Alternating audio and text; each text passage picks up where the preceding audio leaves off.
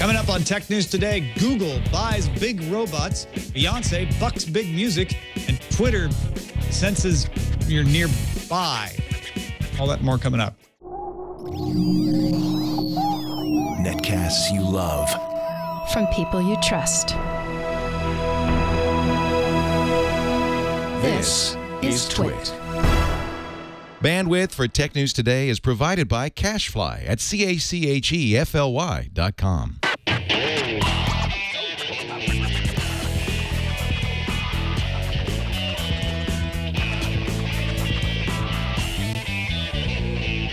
This is Tech News Today for Monday, December 16th, 2013. Tech News Today is brought to you by Squarespace, the all-in-one platform that makes it fast and easy to create your own professional website or online portfolio. For a free 2-week trial and 10% off, go to squarespace.com and use offer code TNT12. And by Personal Capital. With Personal Capital, you'll finally have your financial life in one place and get a clear view of everything you own. Best of all, it's free. To sign up, go to personalcapital.com/TNT. Welcome to Tech News Today. I'm Tom Merritt. I'm Sarah Lane. I'm Maya Zakhtar. And I'm Jason Howell. And this is the show that keeps you up to date on the most important stories in the tech world, puts them in some context for you, starting with the top 10 stories of the day in the News Fuse. The New York Times reports that Google has acquired Boston Dynamics. They're the company most famous for that big dog robot that walks on all 4 legs like a dog, hence the name Big Dog. Former Android OS head Andy Rubin, who is working on robotics projects for Google, posted a link to the report on Twitter with the comment, "The future is looking awesome." Boston Dynamics founder Mark Rabert told the New York Times he's excited by Andy and Google's ability to think big. Big thoughts. A 60 Minutes report on the NSA, which aired last night, aired to a chorus of boos, at least online. The segment claimed it was taking a hard-hitting look at the NSA, but has been written off by many as simply a puff piece. For example, journalist Glenn Greenwald wondered why 60 Minutes reporter John Miller didn't ask about how General Keith Alexander, quote, routinely lied to Congress and FISA courts. Miller said in a CBS piece that he, quote, asked the hardest questions we could ask. Last week, YouTube users with videos showing off video game footage were hit with copyright claims. If YouTube finds infringing content on a monetized video, YouTube will divert that revenue to the party asserting its copyright. Now, the footage of the gameplay is copyrighted by the video game maker. This is causing a controversy because the copyright sweep seemed not to target larger managed channels, but smaller affiliate channels, even though they both show very similar video content. Payment plans have become the new trend among U.S. mobile phone carriers, and now Amazon's getting in on the act, taking up the practice for its Kindle Fire HDX.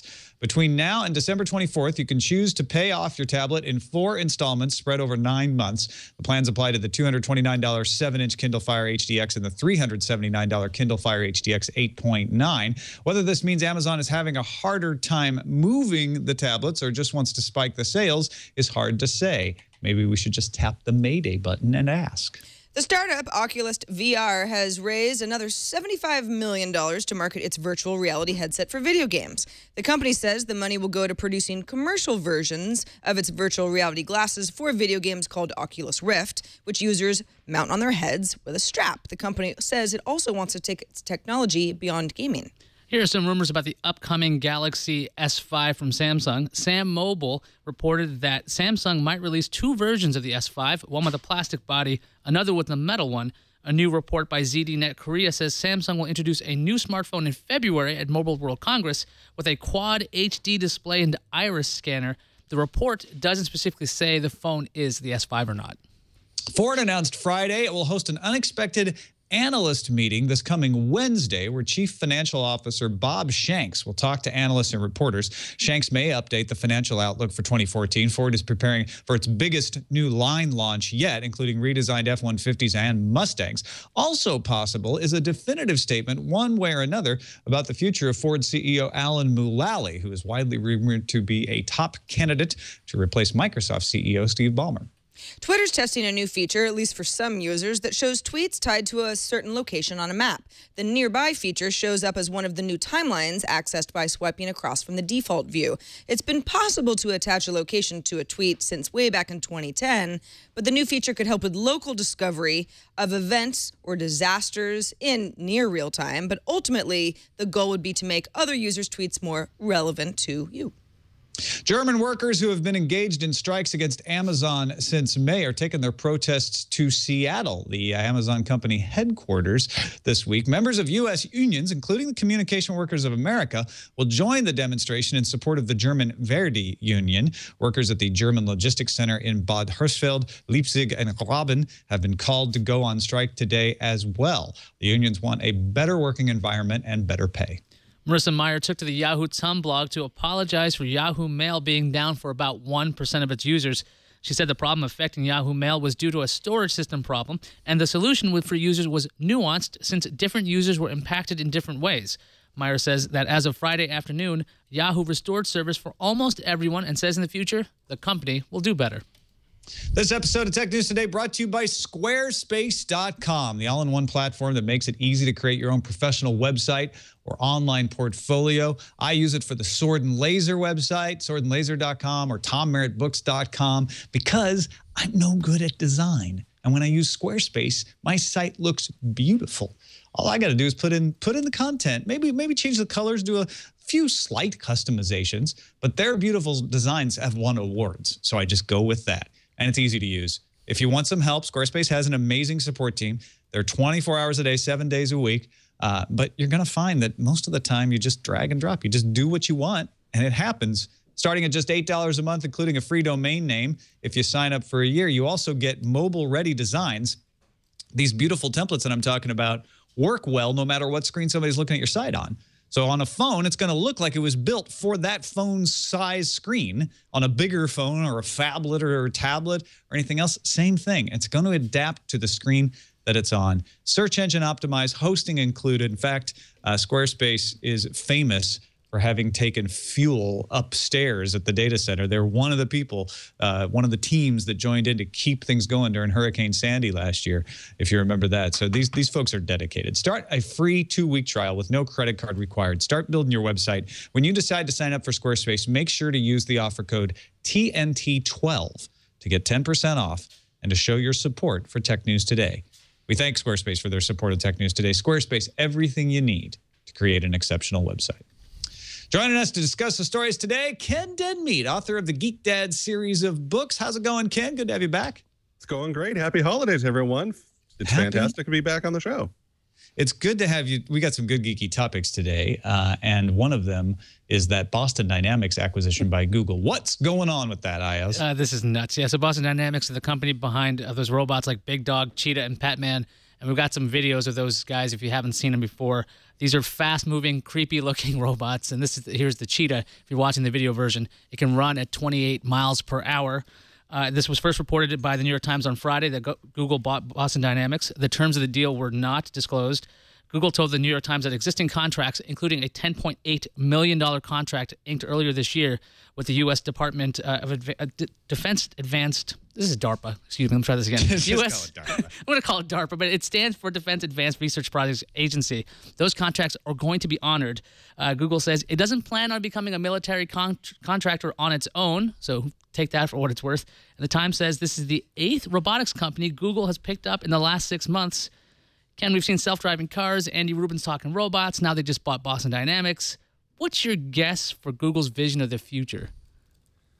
I don't know. Maybe they'll buy Amazon next, and we'll have robot mailmen delivering all of our packages to us, or they're going to get into that business themselves. I don't know. We've all been amazed by the videos out of Boston Dynamics, and there's been plenty of humor around, our Terminator future. Maybe someday we don't have to actually have soldiers in the field. We will have robots fighting our wars for us, or whatever else. I really, really hope that Google's do no evil applies to whatever comes out of Boston Dynamics next, because that stuff is technically amazing and really, really scary. And every single robot uprising story we've ever read sort of really gets brought home when you see what these machines can do. It's really easy to get blasé about Google's XLab projects, and this robotics is actually not even part of XLabs. It's Andy Rubin's own special project. But remember, Google has said, whether you believe them or not, that they intend to just do pure research because they think it's interesting and it could lead to benefiting humanity. Now, obviously, down the road, they're going to have to figure out how to monetize this stuff. But that's what self-driving cars are about. That's what floating balloon internet is about. And that's what robotics is about. When you hear Andy Rubin's going to do robotics, you think, okay, he used to do robotics before he went to Apple and then before Android and before he went to Google. And yes, they call him Android because of his interest in robotics, but you don't really know what he's doing. Then you see them not only acquiring 7 other robotics companies, but acquiring Boston Dynamics. And all of a sudden, you see what's possible because you have Google money, you have Google ingenuity with Andy Rubin, and you have these amazing, impressive robots. They're the kind of things that you rarely see where they have the wow factor combined with the real true scientific advance. Like they are doing things that no other robotics company has been able to do. So I feel like there's no telling what Google could come up with. In fact, Andy Rubin may not even know what they're going to come up with. They may just be bringing all these elements together so that they can say, okay, now that we have all the parts, what can we make out of this? I mean, even if it was something as simple as some sort of assembly line, right? It's like you got a robot that can jump a tall building like Superman. Well, humans can't do that. So it's like, I don't know. Let's sort of build this into some sort of like the chain of getting things done, or a robot that could get from one end of a large manufacturing plant to the other like a cheetah. Again, humans can't do that either. It's kind of funny that the robots that seem the most successful at doing cool stuff remind us of animals. You know, I think Google is turning itself into the modern incarnation of a company like IBM was in the 50s, or General Electric, or all of those. It is our new mega corporation that plays in so many different fields that it's hard to keep track of. But they've got the money and the real, the nerds are in charge, and you've got billions of dollars to play with. So they want to start making all of their science fiction dreams come true, and it's coming pretty quick. I'd like to propose, if Google doesn't know what to do with this, that they attach these robots to Google Fiber and just wire up the entire country with an army of robots. There you go. And they can go to places that you probably couldn't, things that are not exactly amenable to humans. So maybe robots with fiber soon. Robots taken by self-driving car and then crossing the water on floating balloons that carry the internet. Everything. Sounds reasonable to me. Yeah. In fact, I think it was Nitrazak's cartoon about this, was that Google will now physically start crawling the world and not just crawling the internet to index everything. So be careful. Watch out for the big dog coming to your house near you. Yeah. We got a couple of music stories that Sarah and I both grabbed here we want to talk about. First one, you may be surprised that it's me talking about Beyoncé, but you shouldn't be, because this is a very interesting story. Beyoncé's 5th album, self-titled Beyoncé, was released on Friday with no warning, no teases, no special promotions, no rolling out the singles a little bit at a time. In fact, you can't even buy the singles. You buy the album or you buy nothing. They sold more than 550,000 copies in 3 days. That could top the chart for the week, despite not releasing on Tuesday. You usually release on Tuesday, so you get the most of the week. You get 6 days of weekly charts if you release on Tuesday. Beyonce's like, forget that. I'm just going to release it now. In fact, in one of her songs on the album, Haunted, the lyrics say, all these record labels be boring. I don't trust these record labels. I'm torn. So she's expressing in the music, too, a little bit of frustration about this. Now, that is interesting enough, like an artist kind of taking things in their own hand, bucking the label trend, trying a new way of releasing albums and getting downloads. But compare that to what Glenn Peoples at Billboard was showing as far as the stats about download sales. Sarah?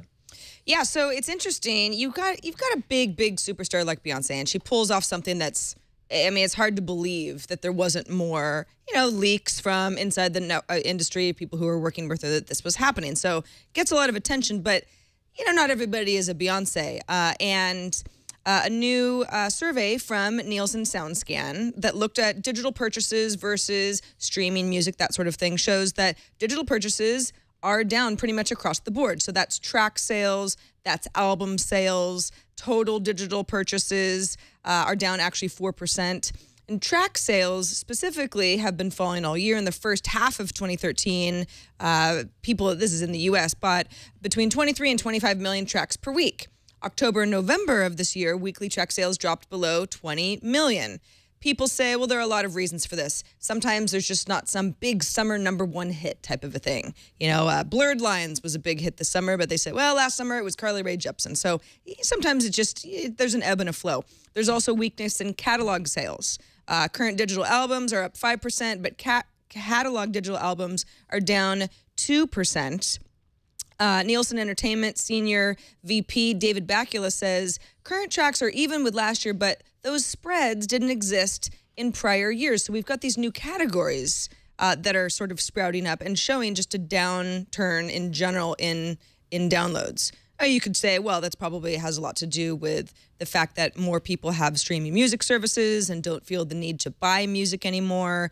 And people say, well, this is what happened to the CD. And before the CD, this is what happened to the cassette. And this is just one of these things. There's a shelf life, and then we'll move on to something else. But Ken, if we've already moved on to digital downloads and people don't want those anymore, I mean, what is the future if it isn't streaming? Or is that the future? I don't know. Maybe is there going to be on-demand streaming?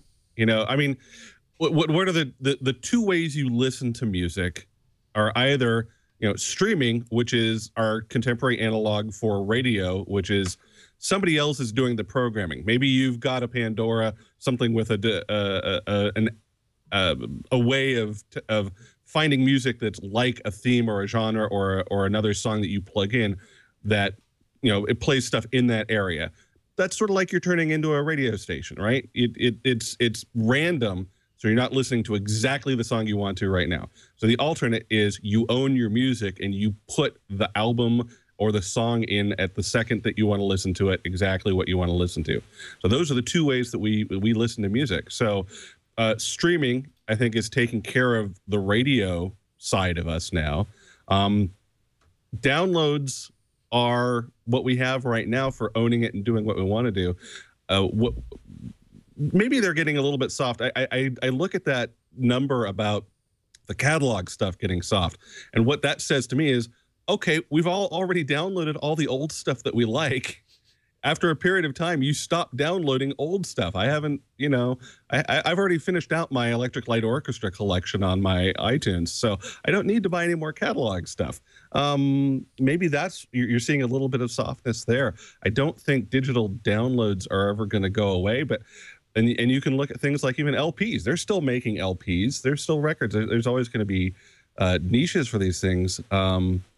I think maybe it's just cultural. Or is everybody listening to radio, or is everybody wants to listen to on demand? And that will probably ebb and flow over time, and depending upon how things are marketed to us. I think the lack of a replacement factor is definitely a part of this. But I don't know if it's as big as maybe this article sort of implies that it is. I know that since I started using Rdio, I will tend to add back catalog stuff, like older songs. Maybe I hear it on a commercial or on a TV show. I'll add it to Rdio because I realize, well, I don't know if I really want to own that. I might just like it right now because I happen to hear it recently and I'll get tired of it. So if I add it to my streaming service, it's not as much of a burden on me, right? I'm not investing anything. It's free, essentially. I'm not paying extra for it. But I have the same frustration there that not everything I want to add to my playlist is available on the streaming services, because the streaming services has to license everything. And so I keep an Amazon Music account so that I can put everything in the cloud and have all of my weird tracks and my geek rock and all of that stuff that wouldn't be in Rdio most of the time. And yes, these streaming services have situations where they're like, well, you can put your music here, and if it's available on your mobile device, you can still play it through our interface. But those are clunky and they're buggy and they don't work. Reminds me of DRM in a lot of ways. I think there's another way forward here, which is some kind of combination cloud service, which iTunes Cloud or iCloud with the music service hints at, and the Amazon and Google Music hint at, but they don't quite make it easy enough to buy things and add them yet. So yeah, I think we're definitely headed to a third way, some kind of merging of the streaming and storage. And whether it's Rdio and Spotify coming up with a more universal way to add whatever music you want to their service, or whether it's these streaming services just over time improving and becoming easier to manage, I'm not sure. But they need to be a cross-platform, and they need to be easy and let you do whatever you want with your music. And until then, you're going to see these kinds of splits, and you're going to see big artists like Beyoncé saying, I've got to try something different to get attention. Going the old route just doesn't work anymore. Well, she certainly got a lot of attention. Yeah, Radiohead got a lot of attention a couple of years ago when they released their album online and said, pay $0 or pay $1 million. It's up to you. And they made a lot of money because it's Radiohead and there's a lot of interest and they have a big fan base. But you keep hearing how streaming services are all having a really hard time figuring out their revenue models. But it's obviously a model that works for a lot of people. Not everybody just wants to have music that's streamed from the cloud, but it's very convenient. You don't have to deal with buying something. It's a very non-committal way to be able to absorb a lot of music and feel like you didn't just sort of give up and stop caring. And I wonder who that sort of streaming music superpower will be, if not Spotify. I guess that's the front runner at this point. I think that's why the idea that catalog sales are flat is kind of scary, because this is supposed to be the big money makers for the longest time because they just have established brands. It's not like, hey, are you going to commit yourself to the Beatles or not? This is a band that's been around forever. You've heard their music. Either you're going to buy it or you're not going to. And I think that's why we also keep seeing re-releases, 20th anniversaries of these remastered hits. So you always have something new, a new variant, so you can buy it for the 8th or 10th time. Like behind me is my Beatles mono collection, because I bought the Beatles albums, I don't know, 5 or 6 times already. Like I apparently need more. So, I mean, I can see the ideas of, we saw Apple try to do something special with iTunes LP, right? It's supposed to have these extra features, reasons why you would actually buy an album. You'd have liner art, or you'd have lyrics, or you'd get extra videos and things.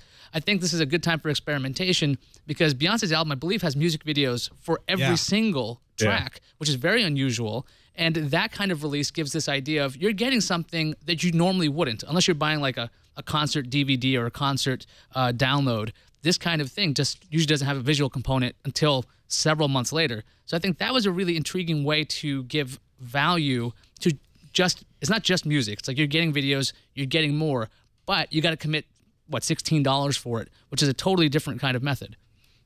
I love the fact too that she achieved something with this release by surprise that most artists have, labels probably spend millions of dollars in advance PR to get done. It's like, she drops this with no warning. Nobody was anticipating this, and all of a sudden she's at the top of all of the reportage this week. That was smart and probably can't be pulled off many times again. So kudos to her and whoever's, whether it's her or her people with a really insanely smart digital strategy. And maybe we'll start seeing more like this. It would be nice. Yeah, I think we will. Well, maybe not more like this exactly, but I think, as you brought up a really good point, coming up with something of extra value in here than just the downloads. Maybe it's high quality audio. Maybe it's finally time for somebody to make that the pitch. Like, hey, I'm not just giving you the MP3s that you can stream on Spotify. I'm actually going to give you some really super high quality audio that if you have a high quality audio setup, you'll be able to tell the difference. Now, Beyonce, Neil Young's been trying to do that for years. Yeah. Somebody like Neil Young would be perfect to maybe try that again, make that pitch once again and see if it sticks finally. I think now's the time where people, this is the really exciting thing that probably should have happened 5 or 10 years ago. People are starting to say, hey, wait a minute, what can we do now that we couldn't do before that might work? Let's try stuff. Right. Let's take a quick break and thank our sponsor, Personal Capital. Here's the catch-22 of your financial life. The more you progress, the more complicated it becomes to manage. Accounts scattered everywhere. You got a checking account, you got a savings account, maybe you got a retirement account through your workplaces. Maybe you changed jobs several times and you got several retirement accounts. And then you got your credit cards. And then finally, you move up the corporate ladder enough, you got a few investments. And then you buy a house, you got a mortgage. And then you got a home equity loan. How are you going to make any kind of investment decision when you're only seeing one piece of the puzzle at a time? You're much more likely to make mistakes if you have incomplete intel. That's why Personal Capital changes the game, combines all your financial accounts, and gives you a total real-time snapshot of all your finances. In fact, I love the email they send that says, hey, this week, this is how much money you had come in, this is how much money you spent. It totally changes the way you think about spending. You'll get all kinds of good reports like that that give you the whole story, like having a financial GPS at your fingertips. Right now, you can use Personal Capital for free by going to Personal Capital, that's an A in capital, personalcapital.com/TNT. Just takes you a minute to sign up, but it pays big dividends by helping you make better investment decisions immediately. And your financial life is not going to get less complicated. It's going to get more complicated. So why wait? Sign up now, absolutely free, at personalcapital.com/TNT and get your free personal capital account. Smart investing means seeing the big picture. Start today. Visit personalcapital.com/TNT. And we thank Personal Capital for their support of Tech News Today. Onward into the stories to discuss Twitter bringing back an old feature that the third parties played around with a lot over the years, but making it official, it seems like maybe. The Journal is reporting that Twitter's testing a new service called Nearby, so it's not an official feature just yet. It shows you tweets from local users, whether you follow them or not, by the way. So it doesn't matter if you follow them. If they're nearby you, this could show up. The Nearby timeline has appeared occasionally recently on phones of users who allow Twitter to see and use their location. Twitter allowed users to to give its location to tweets starting 2010. However, that feature is off by default. So if you want to see if you're part of the test, turn that on. The Nearby section, the Wall Street Journal's got a little image showing it. The upper half of the Nearby section is a map with a blue dot. It pulses over the user's current location. The bottom half shows a timeline of recent Nearby tweets, icons on the map showing the locations of the individuals, and clicking an icon pulls the corresponding tweet to the front of the screen. This was also reported back in April. All Things D noted Twitter was testing this. Ken, do you think the future for Twitter's local, isn't that more the purview of something like Foursquare or Yelp? Well, I think obviously they want to find some crossover. They probably want to steal some clientele or some users. But you know, I fear that Twitter. I love Twitter. I live on Twitter. It's great. You know, these are the little features that they need to keep adding to sort of prove that they're still relevant when you've got the Instagrams and everybody else doing new things, the Snapchats. I think this is a nice thing to do. It's fun. It's going to have some limited usefulness for some people, but it's just another checkbox. That's what I think. It's an old checkbox too, right? I mean, I remember, I don't even remember whether it was Tweety or one of the other third-party apps that had this a long time ago. And it was nifty. You could be like, oh, let's see who's posting on Twitter. It seemed cooler to me back before Twitter was as massively used as it is now, because it was looking for other people who know and use Twitter. Nowadays, I'd almost feel like, oh, I don't use the geolocation in Twitter hardly ever, and this would make me not want to use it ever, because I wouldn't want people to be able to find me, not on Twitter anyway. And there's so many. And how do they control how much is going to come into your feed if, for example, you're in, I don't know, Lower Manhattan, and you tweet something, and how many, 10,000 other people are in your area probably tweeting at the same time? What are the filters then that keep your stream from being overloaded? That's a good example, especially in Manhattan. I was actually at a concert there a couple of weeks ago, and it was like, oh, let's see what nearby people are also saying about this crazy concert I'm at.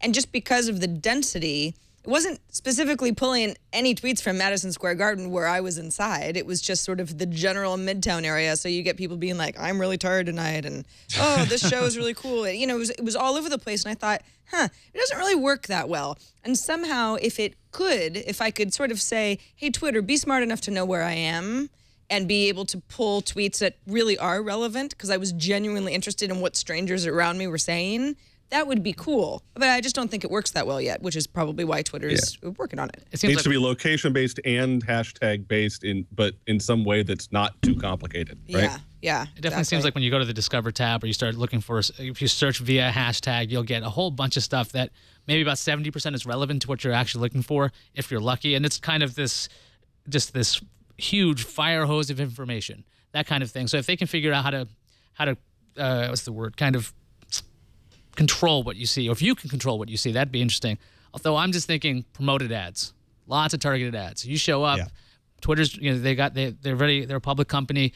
Think more and more ways to make money. If you can go around and go, oh, look, my favorite brand is over here and they are having a special, maybe that'll help out Twitter in the long run. But I don't see this feature being tremendously useful unless there is a lot of controls that you could have as the user.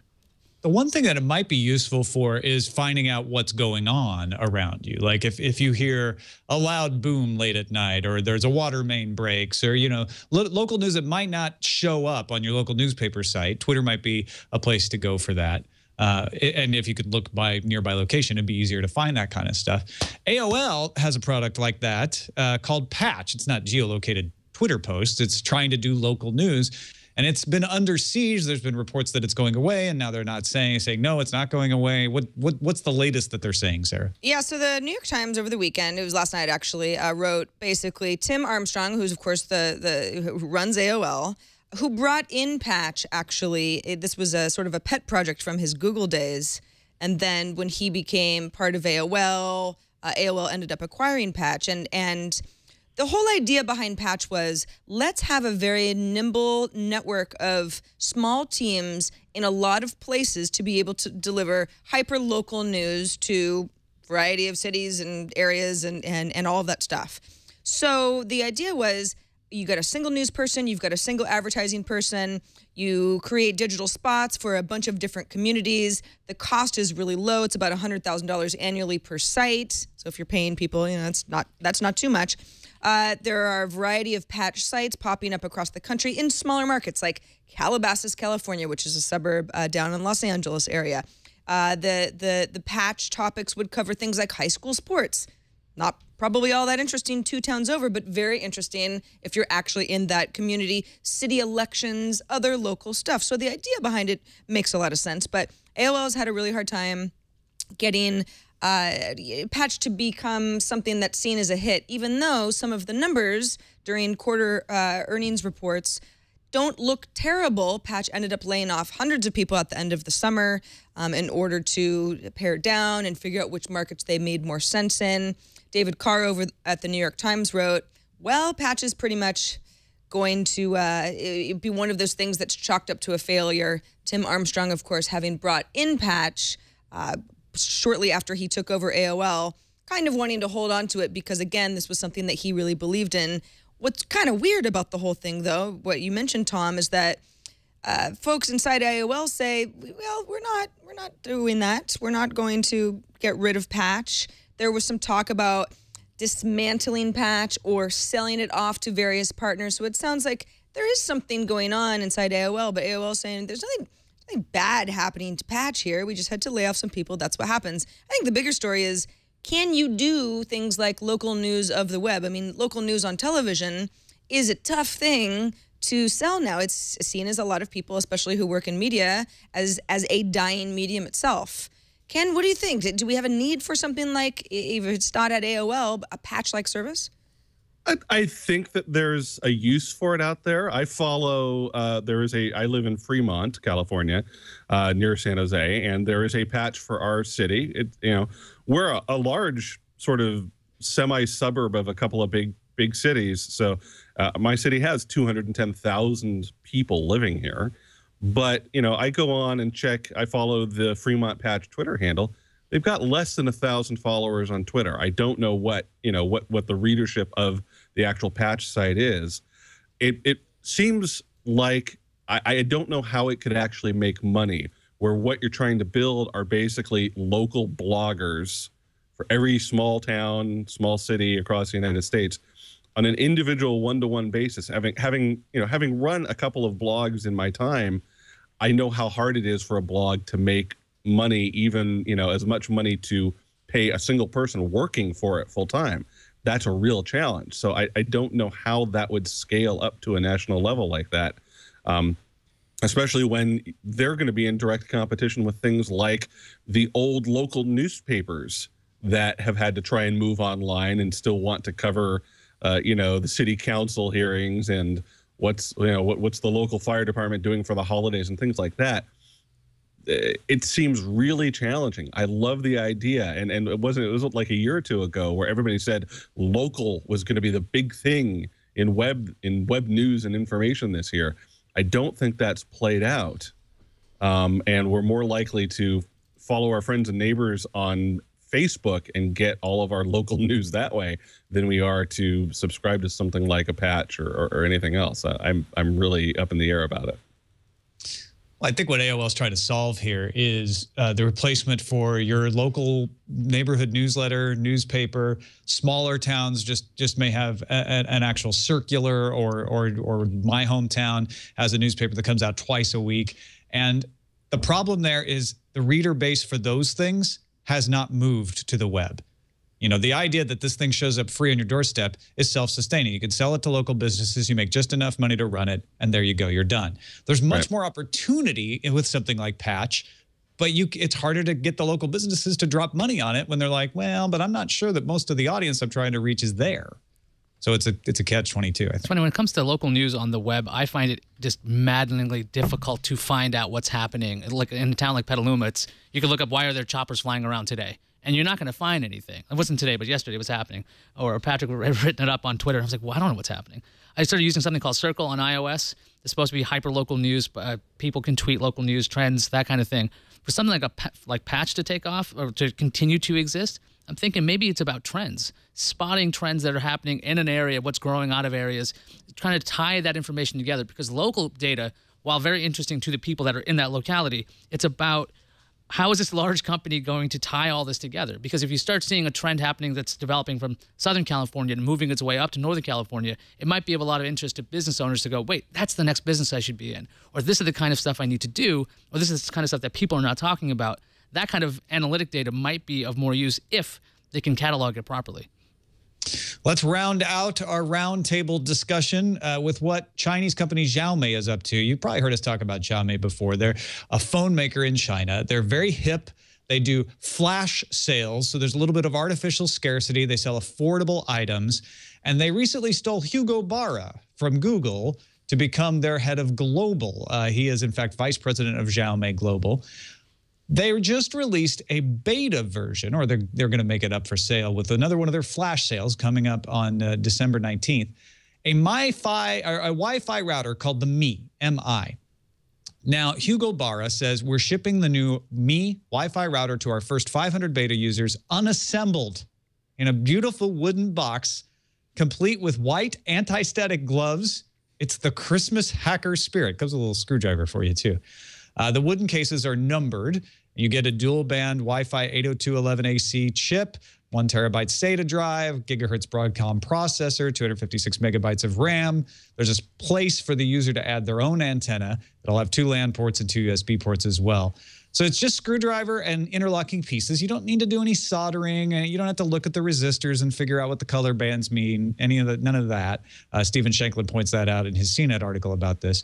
But for 1 RMB, that's 16 cents US, you can get this if you're one of the first 500 to do it. So they're not making money off this one for sure. It's super cheap. And they're making you put it together yourself, but they're really not making you work. What do you think Xiaomi is up to with this, Ken? They're getting us to talk about it because it's just a gimmick. Then, well, I think it's a gimmick. But it's fun, and it's gonna attract a lot of anyone who's got that hacker maker spirit will jump on this, and want to get one. I mean, heck, the box looks like it's fantastic. I want the box after I'm done putting together the router. I would just want to do something with that box too. This actually makes me think about, didn't all the Steam boxes go out in beautiful wooden boxes too? I think there's just a little bit of putting a sheen on this new product. Would we be aware that somebody was coming out with a new AC router other than if we'd gotten, ignored a press release in our email boxes? Yeah. No, this is making the splash that I think they want to make. It's getting their name out there, and it's a fun idea. I would try to do this. I agree. I think it's gimmicky and in a good way. I think if you've got something that you have to assemble and there's room for error, and you maybe have to tinker around a little bit, and you got to follow directions, and then you feel proud of yourself. You tell everybody. I mean, this gets the word out about a company in a really positive way because it's targeting the right people. And yeah, people get excited about stuff like this. Let's think about this. What's the actual cost here per unit? Probably about maybe $100 tops. And so they're spending $100 times 500. They've spent $50,000 to get more PR than you can shake it. They probably could have spent $500,000 on. So this is a total value proposition for them. Really smart move. And that's what Xiaomi is good at. They're good at creating buzz around their products. I also think there's something to the idea that, hey, this is going to be like an IKEA piece of furniture, right? It's capable, it's affordable, and yeah, you're gonna have to put it together yourself, but it'll be easy to put together, and you'll feel better because you built it, you put it together. Same reason they actually don't sell cake mix that all you have to do is add water, which they totally could. They make you add the eggs and milk because it makes people feel like they're making the cake more. They're selling us a sense of accomplishment. Yeah. Or maybe when something screws up, they're like, see, it's not so easy to put together, is it? See, Yeah, what are the terms that's of why I buy service on cakes this? and pies. I'm not going to make it myself. Or you? Well, That's the IaaS Wi-Fi where you have to actually solder everything and buy the resistors at Radio Shack. if anything, I think wouldn't it actually cost more to produce a kit that you could put together without doing any of these things? It seems like routers and switches and all these devices are. They're not exactly meant for user replaceable kinds of things. So for this company to go out of its way to build something that you can kind of put together in a Lego kind of way, a really quick kind of way, that requires a bit of design chops in its own right. Because the trend has always been to seal up everything. Here's an iPad, right? Good luck opening this thing without like a hot glue gun, or not a hot glue gun, with a heat gun. It just seems like it's a good PR move, but to show people that they can do this, and maybe kind of in the same spirit as the Moto Maker. I'm talking about the phone blocks with Google. Hugo Barra probably has some of the same ideas that we're seeing at Motorola now, obviously the Google connection. So maybe it's just about showing, hey, look, this stuff isn't just magic. You can put it together yourself. I predict they get a 10 score from iFixit. Yeah, absolutely. iFixit can't wait to review this because they're like, done. Like, All right. Tear down. They just opened the box. Yeah. It's like, there it is. All right. Let's fire up the randomizer and check in on our straw poll, which Ken, I'm so sorry. I'm heartbroken. Geek as word of the year at collinsdictionary.com did not make it. It was a close vote. 41% though voted for the amazing Batman graffiti discovered inside an abandoned nursing school, as reported on The Verge. Ayaz, this is one you found out there. Yeah, it was one of those Flipboard weekend stories I found. I'm like, hey, that's kind of neat. So here's what happened. A Redditor was checking out some abandoned buildings in Belgium, and he found in a nursing school walls full of Batman graffiti, lots of Jokers, lots of different styles there. You got like some of the ones from Batman the Animated Series. You got stuff that's based on the Killing Joke.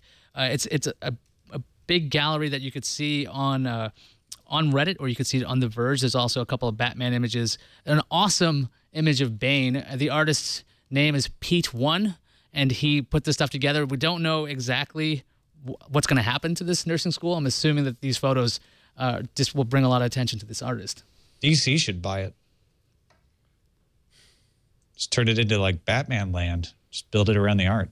Well, they could just make it an asylum, just call it. Yeah, welcome to Arkham. Arkham. Holy cow. Yeah, they could There's do. your theme. Yeah. All right, let's see if there are any emails. Incoming message. I see one. You see one? Yeah. Oh, it's from Drew in New Jersey. He says, you guys have been talking a lot about how every company wants to be input one on everybody's TV. It occurred to me that input one on my TV and most of my friends' TVs isn't my Xbox or my Roku or even my cable box. It's my audio video receiver.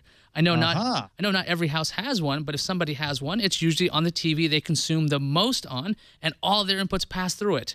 I think it would make sense for Google or somebody else to strike a deal with Yamaha or Onkyo to get their software embedded into these receivers. What do you guys think? I think that's very clever, Drew, and definitely something that would fit with what Google has said so far their plans for Chromecast are, which is to make it available for people to include in their devices. And if they're not looking at partnerships like that, I think they should. I think they should pay you a commission too, Drew. Good idea. Yeah, why don't you assume sooner or later we're going to have AirPlay enabled, tuners in our homes and all the, we have to get past this step where we have to plug everything into everything else, or even just connect via the LAN or via Bluetooth. And once we get this stuff embedded, I mean, isn't that why we're all waiting for an Apple television? That's part of it, right? Is to have that stuff actually built into our entire system. And I think Chromecast is really meant as a demonstration of what the Dial protocol can do as far as being that AirPlay type device. And that's where Google's going with this, is like take our Chromecast technology and become, better than AirPlay. We're going to out AirPlay the way we've tried to out iOS. So this is something that should definitely be part of that strategy. Good call, Drew. Well, that's it for this episode of Tech News Today. Thank you, Ken Denmead, for joining us. Good to talk to you, as always. What's going on? It's a blast. Just ramping up for the holidays. We've had a number of excellent holiday gift guides over on geekdad.com. There's our Elf on the Shelf story as well. That was a very important, story. A pro and con of the Elf on the Shelf as something that you can scare your kids with. And of course, I would always love it. I've got all of my books are available on Amazon. Just do a search on Amazon for Geek Dad. They're great books filled with projects that parents can do with their kids. It's an excellent Christmas gift. So, consider picking one up for the folks that you love, and just check us out, geekdad.com, geekmom.com. I'm at Ken Denmead on the Twitters, and at geekdads on Twitter. Excellent. Thank you, Ken. Don't forget, folks, you can have a voice in what stories we cover on Tech News Today in our subreddit, technewstoday.reddit.com. You can email us, tnt@twit.tv. You can call us, leave us a voicemail, 260-TNT-SHOW. You can go to our YouTube channel, youtube.com/technewstoday. And you can subscribe to our podcast, get our show notes, and all of that sort of stuff at our website, twit.tv/TNT. We'll be back tomorrow with Will Harris as our guest. See you then.